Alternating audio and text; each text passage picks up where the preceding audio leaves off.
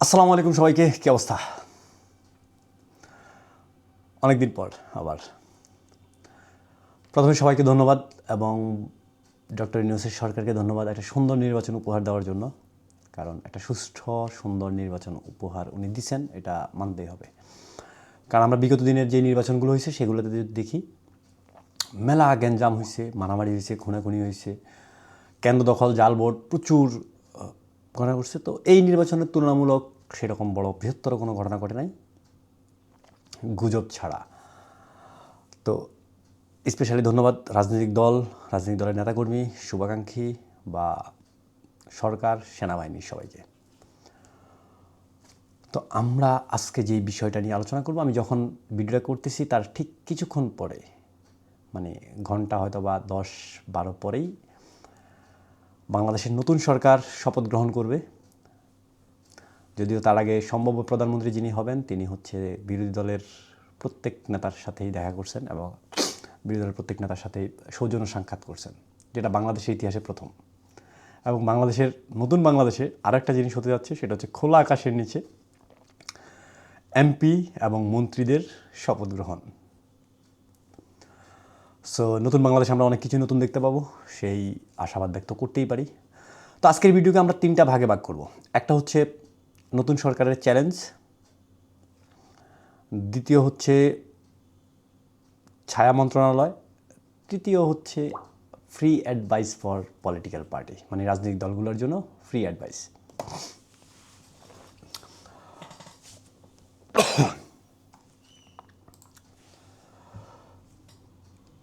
So নতুন সরকারের চ্যালেঞ্জগুলো নিয়ে যদি আমি কথা বলার আগে একটু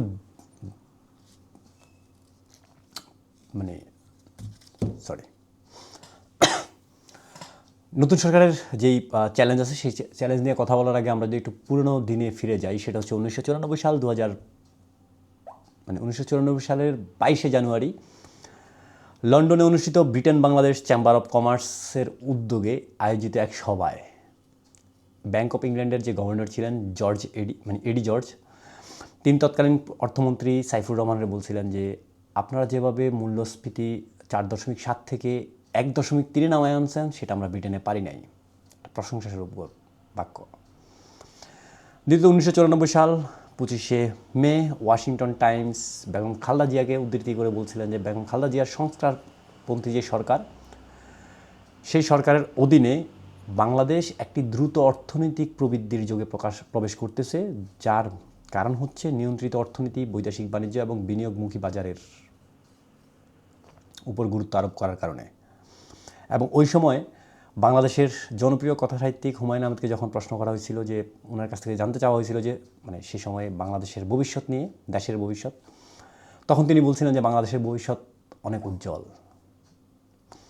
এবং উনি এইভাবে বলছিলেন যে আমি বাংলাদেশের ভবিষ্যৎ অনেক উজ্জ্বল টের পাচ্ছি। এবং একটা জাতিকে অগ্রগতির জন্য সেই জাতির প্রত্যেকটা মানুষের ভিতরে একটা জাতীয় অহংকারবোধ কাজ করা থাকা উচিত, এবং সেটা বাঙালি জাতির আছে, যেটা বাংলা জাতি বহুবার প্রমাণ করছে। 71, 69, 47, 52, 90, 24। তো উনি ওই সময়টাতে জাপানের সাথে বাংলাদেশকে তুলনা করে বলছিল জাপানিরা খাটো, বাংলাদেশও খাটো। জাপানিরা পরিশ্রমী, বাংলাদেশিরাও পরিশ্রমী, বাঙালিরাও পরিশ্রমী। জাপানিরা মেধাবী, বাঙালিরাও মেধাবী। তাহলে জাপান যদি উন্নত হতে পারে, বাংলাদেশ কেন হতে পারবে না? সো আমাদের জন্য সেটা দরকার। নতুন সরকারের জন্য যেটা করণীয় সেটা হচ্ছে এই মেধাবী, এই পরিশ্রমী জাতিটাকে একটা সঠিক দিক নির্দেশনা দেওয়া। সরকারের বেশ কিছু চ্যালেঞ্জ আছে, তার মধ্যে অন্যতম চ্যালেঞ্জের আগে পরীক্ষা বলবো। সরকার শপথ গ্রহণ করবে 17 তারিখ সকাল 10টায়। ওই দিন সরকারের এমপিরা শপথ গ্রহণ করবে, মন্ত্রিসভা শপথ গ্রহণ করবে, সবাই শপথ গ্রহণ করবে। বাট 18 কিংবা 19 তারিখ থেকে রমজান শুরু। তো আমরা জানি যে বাংলাদেশের রমজান আসলে যেটা হয়, দ্রব্যমূল্যের ঊর্ধ্বগতি শুরু হয়ে যায়। বিভিন্ন অসাধু ব্যবসায়ী যারা আছে তারা এই কাজটা করে। তো সরকারের প্রথম পরীক্ষা সরকার গঠনের 1 দিন বা 2 দিন পর থেকেই শুরু হবে। সেটা হচ্ছে সরকার এই রমজানে দ্রব্যমূল্যকে লাগাম টেনে ধরা। এটা হচ্ছে সরকারের প্রথম পরীক্ষা। এবার সরকারের সামনে যে চ্যালেঞ্জগুলো আছে তার মধ্যে অন্যতম যে চ্যালেঞ্জ, সেটা হচ্ছে বৈদেশিক ঋণের পরিমাণ প্রায় $112 বিলিয়ন। দ্যাটস বিগ, কারণ আমাদের জিডিপির বিশাল একটা অংশ এই ঋণের চাপটা সরকারকে সহ্য করতে হবে। সাথে আছে আমার আইনশৃঙ্খলা বাহিনীকে আবার অ্যাক্টিভ করা, বাংলাদেশের ল অর্ডার যেটা আছে সেটাকে অ্যাক্টিভ করা, বাংলাদেশের অর্থনীতিকে চাঙ্গা করা, অর্থনীতিকে সঠিক দিকে নিয়ে যাওয়া, শিক্ষা ব্যবস্থাকে সংস্কার করা, রাষ্ট্রকে সংস্কার করা, এবং সবথেকে বড় চ্যালেঞ্জ যেটা আমার কাছে মনে হয় সেটা হচ্ছে সরকার গুজব কীভাবে কন্ট্রোল করবে। কারণ আমরা নির্বাচন পরবর্তী সময় দেখছি যে নির্বাচন পরবর্তী একদিনে 2500-এর উপরে গুজব, এবং নির্বাচন উপলক্ষে বা এই নির্বাচনী প্রচারণা উপলক্ষে প্রায় কয়েক কোটির উপরে গুজব ছড়াইছে। তো সরকার এই গুজবগুলোকে কীভাবে কন্ট্রোল করবে? বাংলাদেশে এখন বিদ্যমান বেশ কিছু আইন আছে, তার মধ্যে একটা কালো আইন আছে যেটাকে আমি কখনোই পছন্দ করি না, ডিজিটাল আইন। এই আইনটাকে সরকার বিলুপ্ত করতে পারে। এক্সিস্টিং যে আইনগুলো আছে সেগুলো দিয়ে সরকার গুজব যারা ছড়ায় তাদেরকে কন্ট্রোল করতে হবে, এছাড়া কোনো উপায় নাই। এটা হচ্ছে সরকারের জন্য সবচেয়ে বড় চ্যালেঞ্জ, এবং সেটার জন্য জনগণের একটা মতামত বা সচেতনতা গড়ে তুলতে হবে সরকারকে। তারপরে সরকারি দল যেহেতু একটা রাজনৈতিক দল, তাদের বেশ কিছু কমিটমেন্ট আছে জনগণের কাছে, সেই কমিটমেন্ট অনুযায়ী তারা কাজগুলো করা। তবে এর মধ্যে সুখবর যেটা হচ্ছে সেটা হচ্ছে বাংলাদেশের গার্মেন্টস শিল্প, বাংলাদেশের যেই শ্রমবাজার যেটা আছে বৈদেশিক বিশ্বব্যাপী শ্রমবাজার, সেখানে আমরা যেই শ্রমিক এক্সপোর্ট করি, সেখান থেকে আমাদের বৈদেশিক মুদ্রা আসে, সাথে নতুন করে যেটা যুক্ত আছে সেটা হচ্ছে বাংলাদেশ টেক ইন্ডাস্ট্রি। সো বাংলাদেশের আইটি ইন্ডাস্ট্রিকে সরকার যদি খুব সুন্দরভাবে ম্যানেজ করতে পারে, গ্লোবাল যেই পেমেন্ট গেটওয়েগুলো সেগুলোকে যদি বাংলাদেশে এক্সিস্টিং করতে পারে, তাহলে বাংলাদেশের অর্থনীতি আরও বেটার করবে। এবং একই সাথে সরকারের জন্য সবচেয়ে বড় চ্যালেঞ্জ যেটা হবে সরকারি দল বা বাংলাদেশের দুর্নীতিবাজ যারা আছে, চাঁদাবাজ যারা আছে, সেটাকে কন্ট্রোল করা। যদি এটা না করতে পারে তাহলে সরকার কলাপস করার সম্ভাবনা অনেক বেশি। একই সাথে আমরা যদি দেখি বিরোধী দল কিন্তু ইতিমধ্যেই সরকার শপথ গ্রহণ করার আগেই একটা বিক্ষোভ ডাইকা পড়ছে। সো এটা দিয়ে তারা বুঝে দিতে চাচ্ছে যে বিরোধী দল কিন্তু খুব দুর্বল না। যদিও 91 আমি নির্বাচনের অনেক দিন আগে বলছিলাম যে এই নির্বাচনে খুবই নর্মাল, বাংলাদেশে ক্ষমতায় হয়তো বা বিএনপি আসবে, বাট নির্বাচন পরবর্তী সিনারিও হবে 91-এর যে সরকার ছিল সেই সরকারের মতো, বিরোধী দল সেম ভূমিকা পালন করে। যদিও আমরা যদি একটু হিস্ট্রি দেখি সেখান থেকে দেখতে পাবো 91 থেকে 93 পর্যন্ত তারা হরতাল দিয়েছে মাত্র 66 দিন বা 44 দিন, 44 অথবা 66 এরকম একটা হবে। বাট পরবর্তী 2 বছরে তারা 266 দিন হরতাল দিছে। তো এই যে জায়গাটা, বাট এই বিরোধী দল কিন্তু সরকার শপথ গ্রহণ করার আগে একটা বিক্ষোভ করে ফেলছে, এবং মানে তাদের 11 দলীয় জোট একটা বিক্ষোভ করছে, এর আগের দিন শিবির একটা বিক্ষোভ করছে, তাদের ছাত্র সংগঠন যারা আছে বিরোধী দলের ছাত্র সংগঠন তারা একটা বিক্ষোভ করছে। তো এইগুলো মিলে সরকারকে আসলে এটাকে একটা ম্যানেজ করতে হবে। কেমনি ম্যানেজ করবে সরকার জানে, বাট সেটা অবশ্যই বাক স্বাধীনতা, অবশ্যই দমন নীতি অবলম্বন করে নয়।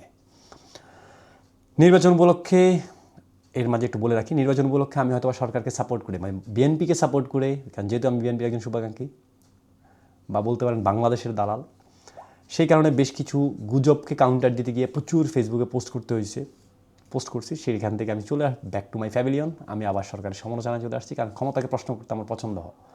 এখন ক্ষমতাকে প্রশ্ন করার স্টাইলটা বাংলাদেশে কিন্তু চেঞ্জ করতে হবে আমাদের যারা বিরোধী দল আছে বা যারা সরকারের ক্রিটিক্স আছে। অসভ্যতা বা কাউকে হ্যাও করে নয়, সমালোচনা যৌক্তিক হোক, এটাই আমরা কামনা করি। তো সরকারের কাছে বেশ কিছু চ্যালেঞ্জ আছে, সরকার এই চ্যালেঞ্জগুলো থেকে উতরাইতে হলে সরকারকে প্রত্যেকটা স্টেপ মেপে দিতে হবে। জনগণ এবং বিরোধী দলের সহযোগিতা সরকারের অবশ্যই লাগবে, না হলে বাংলাদেশের বর্তমান যেই কন্ডিশন, যে পরিমাণ লোন বাংলাদেশের উপরে, বৈদেশিক লোন, যে পরিমাণ আইনশৃঙ্খলা বাহিনীর যে কন্ডিশন, সেটা আসলে ম্যানেজ করা খুব কষ্ট হয়ে যাবে। তো সরকারের জন্য এটা খুব বড় চ্যালেঞ্জ। আমরা আপাতত সরকারের প্রথম পরীক্ষার দিকে তাকায় থাকি, সরকার এই রমজানে কি করতে যাচ্ছে সেটা। যদিও কালকে মন্ত্রিপরিষদ ঘোষণা হওয়ার পরে বলতে পারবো যে আরেকটু বিষয়, যে মন্ত্রিপরিষদ কেমন হয়েছে সেটার উপরে অনেক কিছু ডিপেন্ড করে। একটা সুন্দর মন্ত্রিপরিষদ যদি হয় তাহলে একটা রাষ্ট্র, একটা সরকার খুব সুন্দরভাবে তার সরকারকে ফাংশন করতে পারে। তো নতুন সরকারের জন্য শুভকামনা। আমরা এই পার্টটা এখানেই শেষ করি, এবং আমাদের দ্বিতীয় পার্ট হচ্ছে ছায়া মন্ত্রণালয়, মানে ছায়া মন্ত্রিসভা যেটা।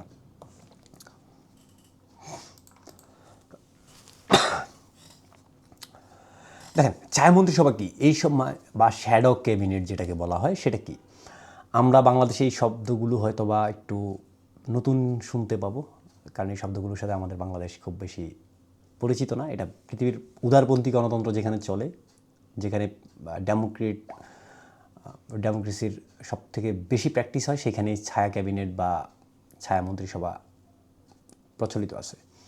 তো এই মন্ত্রিসভা কি স্যালারি পায়? না, এই মন্ত্রিসভা স্যালারি পায় না। তাদের কাজ হচ্ছে যেই মন্ত্রীগুলো কাজ করে তাদের কাজগুলোকে দেখে শুনে রাখা এবং সেটা যৌক্তিক সমালোচনা করা।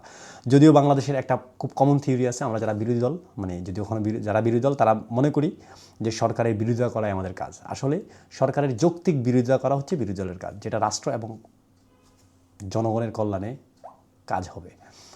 তো শ্যাডো মন্ত্রিসভা বা শ্যাডো ক্যাবিনেট যেটাকে বলে যাই বলি না কেন, ছায়া মন্ত্রিসভা বা শ্যাডো ক্যাবিনেট, এটাকে স্বাগতম। এখানে ছায়া মন্ত্রিসভার মূলত কাজ যেটা, সেটা হচ্ছে তারা মন্ত্রণালয়ের যে কাজগুলো হয়, যে সিদ্ধান্তগুলো হয়, সেই সিদ্ধান্তগুলোর ছুলছাড়া বিশ্লেষণ করা, এবং ওপাশে একজন দক্ষ ছায়ামন্ত্রী বা একজন গবেষক বসে থাকে যারা হচ্ছে এটা নিয়ে ছুলছাড়া গবেষণা করে এবং জনগণকে এটা সম্পর্কে জানায়। যদি বাংলাদেশ বা বাংলাদেশের যে জাতি আছে সেই জাতির এবং দেশের ক্ষতিকর কোনো আইন পাশ করতে যায়, কোনো চুক্তি করতে চায়, কোনো সিদ্ধান্ত নিতে চায়, সেটা জনগণকে তারা জানায় দেয় এবং তারা এটাকে হচ্ছে নিয়ে পলিটিক্যালি ডিবেট করে। এই যে মেধা এবং আইডিয়ার যে লড়াই চলে, সেটাই হচ্ছে শ্যাডো মন্ত্রিসভার কাজ। এবং এতে করে দেখা যায় যে কি, জনগণকে কে ভালোবাসে সব থেকে বেশি, জনগণের টাকাটা কে বেশি সৎভাবে ব্যবহার করতে পারবে, সেটা নিয়ে জনগণের একটা আইডিয়া হয় এবং পরবর্তী নির্বাচন যখন আসে তখন সেই জনগণ তাদেরকে চুজ করতে পারে। এটা একটা খুব গুড সাইন, যেটাতে হচ্ছে আপনার পেশিশক্তি, আপনার ক্ষমতার যেই বল প্রয়োগ সেটা কমে আসে, হরতাল অবরোধের সংখ্যা কমে আসে, কারণ আলোচনাগুলো চলে যায় হচ্ছে আলোচনার টেবিলে, মানে আন্দোলন বা বিতর্কগুলো চলে যায় আলোচনার টেবিলে, ওখান থেকেই এটার সিদ্ধান্ত হয়। এবং কে কত বড় রাজনীতিবিদ, কে কত বড় নেতা, কে রাষ্ট্রকে নিয়ে কতটুকু বেশি ভাবে, কে কতটুকু পলিসি বেশি জানে, এটা নিয়ে তখন আলোচনা হয়। আমি নির্বাচনের আগে একবার বলেছিলাম যে আগামীর রাজনীতি হবে হচ্ছে বুদ্ধিভিত্তিক রাজনীতি, এখানে পেশিশক্তির রাজনীতির স্থান মনে হয় না আর হবে কখনো। তো ছায়া মন্ত্রিসভাকে স্বাগতম। এবং ছায়া মন্ত্রিসভা হচ্ছে বিরোধিতার খাতিরে বিরোধিতা করা না, সরকারের গঠনমূলক সমালোচনা করা, এবং টিভিতে বিভিন্ন জায়গায় তারা টক শো করে তারা সরকারের সঠিক সমালোচনা করবে, এটাই কামনা করি। তো ছায়া মন্ত্রিসভা নিয়ে চাইলে আমরা বিশাল আলোচনা করতে পারতাম, আমরা এখানে এটা শেষ করি। সো তৃতীয় যে পয়েন্টটা ছিল সেটা হচ্ছে রাজনৈতিক দলগুলোরকে ফ্রি অ্যাডভাইস। হ্যাঁ, ভিডিও অনেক বড় হয়ে যাবে, সেই কারণে আমরা এটাকেও সংক্ষেপ করব। আমি যেহেতু আমার ব্যাক টু মাই ফ্যামিলি নিয়ে চলে আসছি, সরকারের বিরোধিতা করা বা বাংলাদেশের সংস্কৃতি, ইতিহাস, সভ্যতা নিয়ে আলোচনা করার জন্য আমাদের একটা প্ল্যাটফর্ম আছে, প্রজন্ম কালচারাল সেন্টার। সেখানে আমরা হচ্ছে বই পড়ার প্রতি মানুষকে আকৃষ্ট করার জন্য কিছু কার্যক্রম করব, এবং আমরা এই ছোট ছোট বিষয়গুলোকে নিয়ে হচ্ছে ছোট ছোট ভিডিও আকারে বিভিন্ন যারা জ্ঞানী আছে, এই বিষয়ে দক্ষ আছে, তাদের কাছ থেকে কিছু টপিকস নিয়ে কাজ করার চেষ্টা করব। তো ওটা নিয়ে হচ্ছে আমাদের আগামীকালকে থেকে কাজ, মানে আগামীকালকে মন্ত্রিসভা শপথ বা সরকার শপথ গ্রহণ করবে, আমরা আমাদের শপথ গ্রহণ করে আমাদের আগামী 5 বছরের জন্য ফ্যামিলি নিয়ে চলে আসবো। তো এই কারণে সরকারকে একটা ফ্রি অ্যাডভাইস দিতে চাই, রাজনৈতিক দলগুলোকে। প্রথমে বলছিলাম যে রাজনৈতিক দলগুলোর সবথেকে বড় চ্যালেঞ্জ হচ্ছে আগামী দিনের রাজনীতি কিন্তু পেশি শক্তির রাজনীতি না, আগামী দিনের রাজনীতি হচ্ছে বুদ্ধিভিত্তিক রাজনীতি। তো বুদ্ধিভিত্তিক রাজনীতির ক্ষেত্রে আপনি যদি বিএনপির দিকে একটু ফলো করেন, বিএনপি বেশ কিছু জায়গায় যে জায়গাগুলো ফলো করছে, যেমন কোন কোন জায়গায় বিএনপি সবথেকে বেশি আসন হারাইছে, এই জায়গা নিয়ে বিএনপির কাজ করতে হবে। কেন হারাইছে, কী কারণে ওই আসনগুলোতে তারা ভোট পায় নাই, এবং ঢাকা সত্তরের দিকে যদি আমরা তাকাই, যেখানে তারেক রহমান যেখানে নির্বাচন করছেন, সেখানে তারেক রহমান কোন কোন এরিয়াগুলোতে ভোট বেশি পাইছে, কোন কোন কেন্দ্রগুলোতে, এটা শুধু বিএনপির ক্ষেত্রে না, এটা জামাতের ক্ষেত্রেও সেম কাজ করবে। তারা কেন ভোট পায় নাই, ওইগুলো নিয়ে, ওই ছোটো ছোটো বিষয়গুলোকে নিয়ে কাজ করা। এবং সবথেকে মজার চমৎকার হবে যদি রাজনৈতিক দলগুলো তাদের যে সাংগঠনটা আছে, তাদের যে ছাত্র সংগঠনগুলো আছে, সেই সংগঠনগুলোকে যদি তারা অ্যাক্টিভ করে এবং এই অ্যাক্টিভটা পেশি শক্তি বা ওই যে সহসভাপতি দিয়ে চাঁদাবাজি দখলদারি এটা না করে তারা প্রত্যেকটা এরিয়াতে চাইলে একটা করে লাইব্রেরি করতে পারে, তারা প্রত্যেকটা এরিয়াতে চাইলে শিক্ষামূলক কিছু কাজ করতে পারে, প্রত্যেকটা এরিয়াতে চাইলে রাষ্ট্রের কল্যাণে সমাজসেবামূলক যে কাজগুলো আছে সেগুলো করতে পারে, তারা কর্মমুখী শিক্ষার কিছু ট্রেনিং সেশন করতে পারে। এটা হচ্ছে সরকারের যে রাজনৈতিক দলগুলো আছে সেই দলগুলোর জন্য সব থেকে গুড সাইন।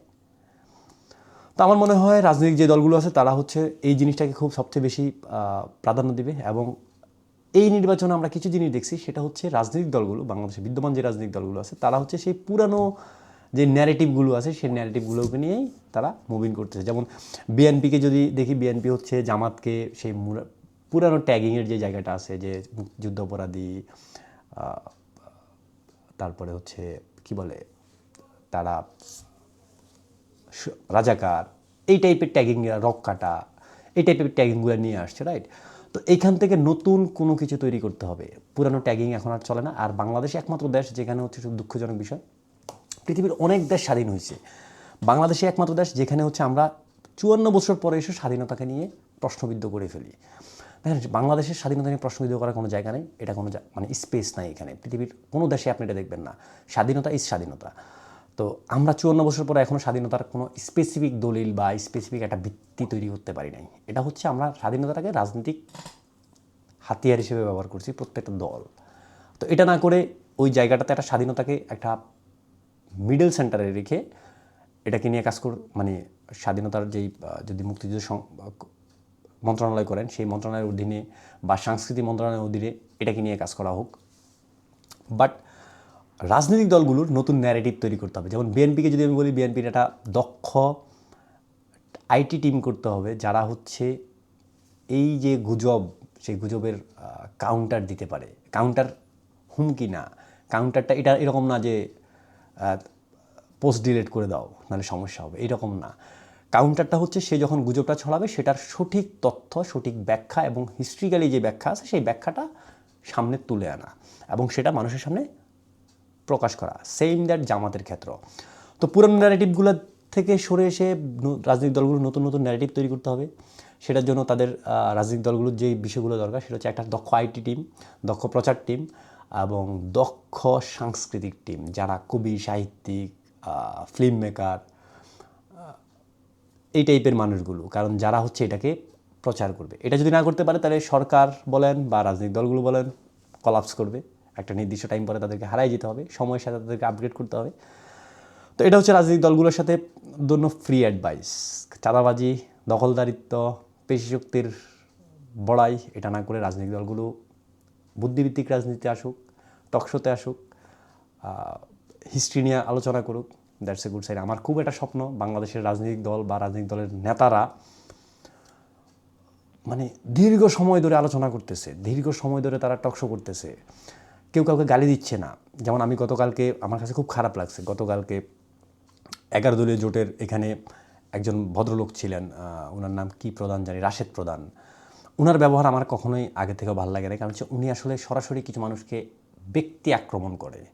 হ্যাঁ, যেমন আপনি তারেক রহমানকে নিয়ে আক্রমণ করেন, সমালোচনা করেন, নট তাকে লন্ডনের মুফতি, তাকে ওই পুরনো দিনের মধ্যে খাম্বা তারেক, 10% তারেক, এগুলা না। হ্যাঁ, এটা হচ্ছে পুরনো দিনের রাজনীতি। আমরা নতুন বাংলাদেশ চাই, নতুন বাংলাদেশের মানে আশা করি সেইখানে এই জায়গাগুলো থেকে আমাদেরকে বেরিয়ে আসতে হবে। তো আমার খুব মানে তীব্র আকাঙ্ক্ষা, তীব্র লোভ, যেটা হচ্ছে রাজনৈতিক দলগুলো, রাজনৈতিক নেতা যারা আছে, যারা এমপি প্রার্থী হবে, যারা সংসদীয় সদস্য প্রার্থী হবে, মন্ত্রী হবে, যারা প্রধানমন্ত্রী হবে, তারা তীব্র টকশোতে আলোচনা করতেছে, বিরোধিতা করতেছে, সেখানে শব্দের লড়াই হচ্ছে, বাক্যের লড়াই হচ্ছে, বাট খারাপ বাক্য না, কেউ কাউকে হিট করতেছে না। মানে একজন হিস্ট্রি বলতেছে, একজন আরেকজন সেই হিস্ট্রিটাকেই তার যুক্তি দিয়ে, ইতিহাসের আরেকটা অধ্যায় দিয়ে সেটাকে ডিবেট করতেছে। That's a good side. So আগামী দিনের রাজনীতি বুদ্ধিভিত্তিক রাজনীতি হবে। এবং একই সাথে আরেকটা খুব দুঃখজনক বিষয়, সেটা হচ্ছে এই নির্বাচন উপলক্ষে বেশ কিছু মানুষকে আমি দেখছি ইন্টারন্যাশনালি যেই সাংবাদিক আছে তাদের সাথে টক শো করতেছে, মানে তাদেরকে কি বলে বক্তব্য দিচ্ছে তাদেরকে। হ্যাঁ, তো তাদের প্রশ্ন উত্তরের যে ইয়েগুলো তারা ইংলিশ বলতেছে, সেখানে খুব দুর্বল ইংলিশ ভাই।